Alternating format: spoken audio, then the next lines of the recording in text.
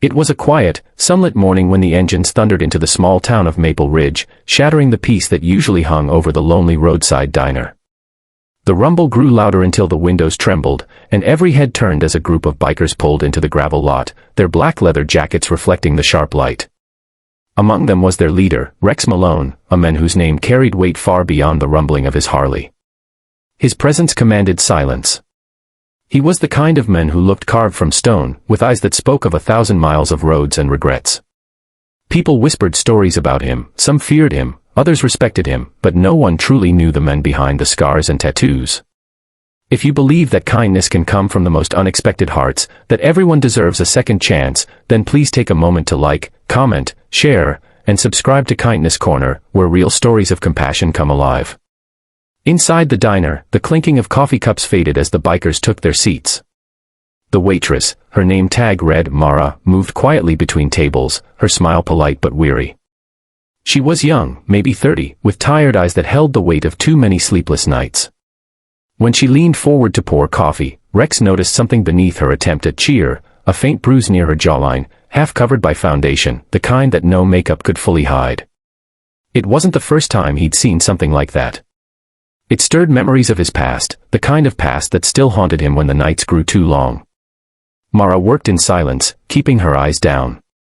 Her hands trembled slightly as she placed a plate before him. Rex's gaze lingered not with anger, but with concern.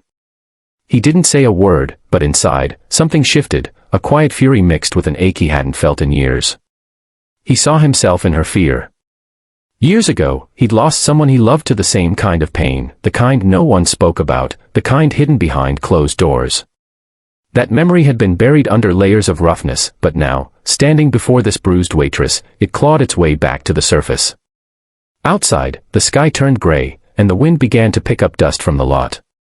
The other bikers laughed among themselves, but Rex wasn't listening. He watched as Mara slipped into the back kitchen, her shoulders slumped. He followed her with his eyes, noticing how she flinched when the manager barked an order from across the counter. The man was thick-set, with a mean look and eyes that burned with quiet cruelty. And in that moment, everything became clear to Rex. Hours later, when the lunch crowd thinned, Rex lingered alone at the counter, pretending to sip the last of his coffee.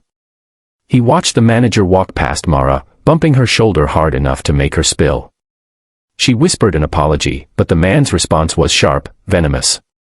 Rex's jaw tightened. There was no mistaking it now, this wasn't just stress. It was fear. The kind that traps people in silence.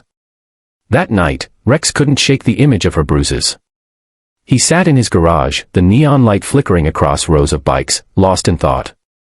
His brothers from the club came by, joking and loud, but he barely heard them. He kept thinking about how life had once given him a chance to help someone, and how he'd failed.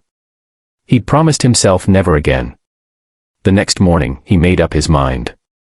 When the sun rose, Mara came into work early, her hair tied back neatly, trying once more to hide the mark on her cheek. She was surprised to see the bikers' motorcycles already lined up outside, their chrome catching the morning light. Rex sat at the counter, waiting.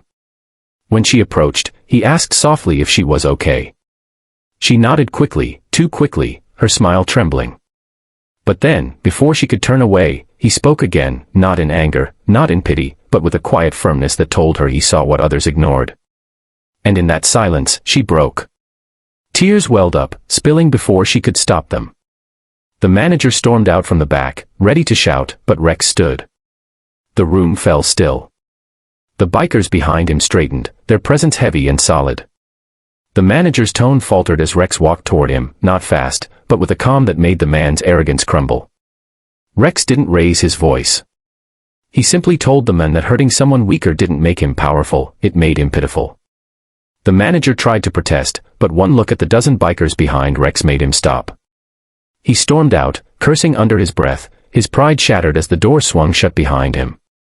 For a long moment, no one spoke. Then Mara turned, her face streaked with tears, and whispered a thank you so faint it barely left her lips.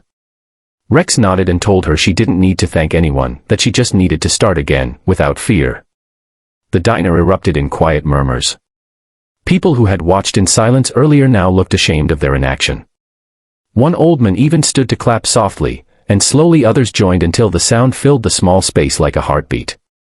The story of what happened spread through Maple Ridge by nightfall. The men who had once been feared became a symbol of unexpected kindness. People began to see the bikers differently, less as outlaws and more as protectors. Mara left her job at the diner and found work at a small cafe across town, where the owner treated her with respect. Sometimes Rex would stop by for coffee, not as a savior, but as a friend checking in. Each time she smiled now, it reached her eyes.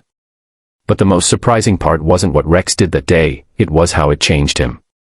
For years, he'd lived behind walls built from guilt and loss. Helping her broke something open. It reminded him that even the toughest hearts could still heal others. His club brothers noticed the change too. They began organizing charity rides for women's shelters, food drives, and community work. What started as a single act of courage turned into a movement that softened an entire town's perception of them. One evening months later, as the sun set over Maple Ridge, Mara stood outside the diner, now under new management, and saw a familiar line of motorcycles pass by. The leader raised a hand as he rode past, a quiet acknowledgement, a bond formed not by words but by shared humanity.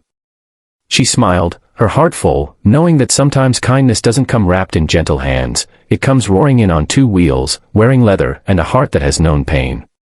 If this story touched your heart or reminded you that real strength lies in compassion, please don't forget to like, share, and subscribe to Kindness Corner, where we celebrate the goodness that still exists in this world.